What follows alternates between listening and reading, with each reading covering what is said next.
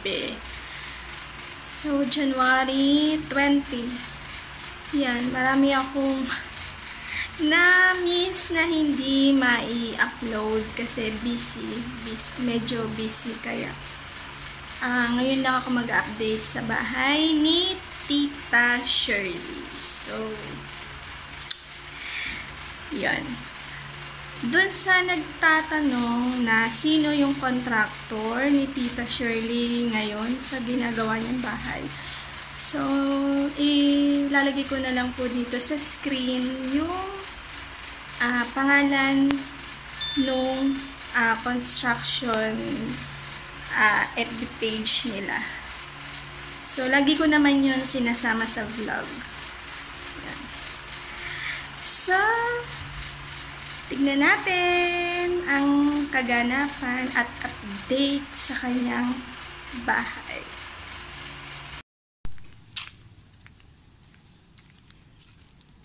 Ito na ang development for today. Yan. Nakinis na yung cover dito sa dating CR. Tapos, inumpisahan na rin siyang lagyan ng pinaka-frame na kinis dito sa isang ganire, pintana, si kuya. Tapos ito, in-start din yung kanto. Ito, tapos na. Itong isa na to. Tapos, nag-framing na sila. Mga trusses. Anong tawag? Trusses. Yan. Diba sabi ko nung nakaraang vlog, nag-layout sila. So, ayan. Tina-trusses na nila yung mga framing ng mga bakal. Tubular and purlins para sa bubong. Yan. Yung kasi bago bubong lalagyan mo na ng gutter na stainless. Ang gutter daw nito ay nasa loob. Secret gutter. Yan. Stainless gutter. Yan, stainless gutter daw ang ilalagay dyan na pa-secret gutter dito sa gilid.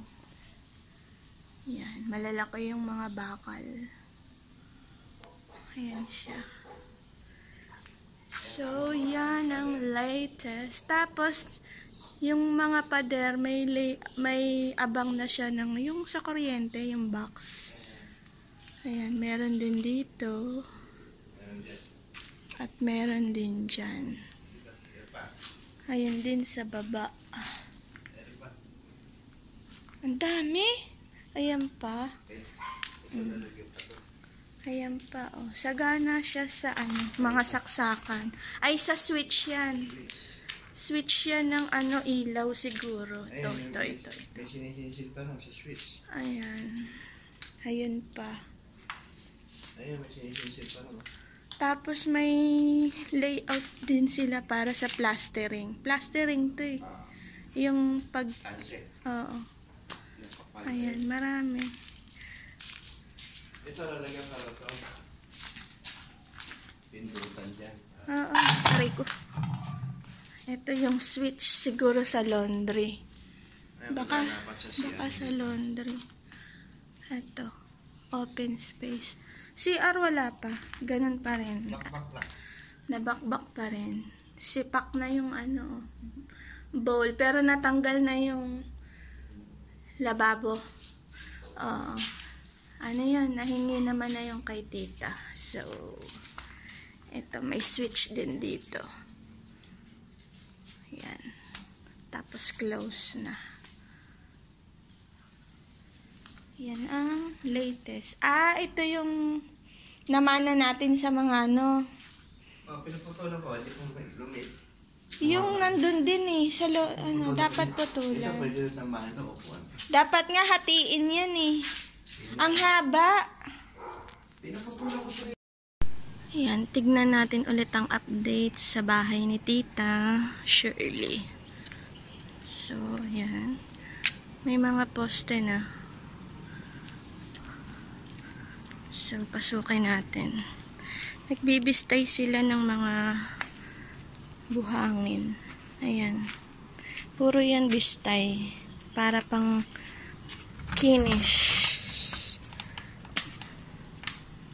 So, ayan ang ganap. Dito sa side na to. Ayan.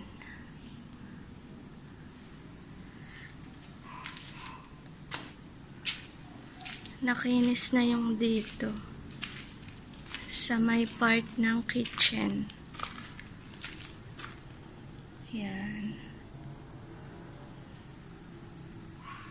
Until doon. Ayan. Ito yung part ng counter sa lababo. Part ng counter sa lababo. Ayan.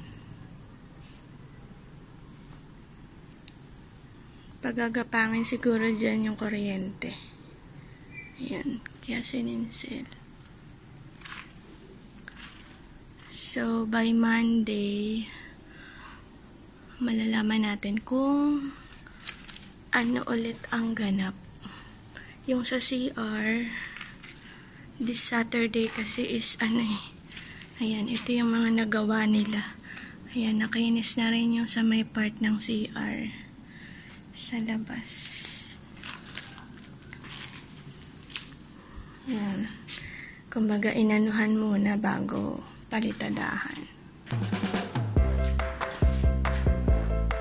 Yan ang ganap this Saturday.